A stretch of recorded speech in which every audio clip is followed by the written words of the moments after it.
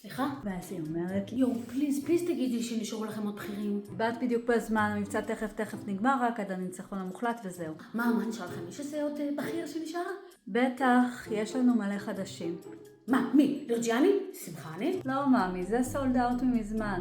את נראית לי טיפוס של חמינאי? מה, נשאר לכם חמינאי? הייתי בטוחה שהוא הסל ראשון. לא עלי יצא מהמחזור, אני מדברת על מוג'טבה. קטן, קומפקטי, נוח לשימוש, פצצה עם סמלה, קחי. באמת מאכזר, ממש רציתי את הקלאסי.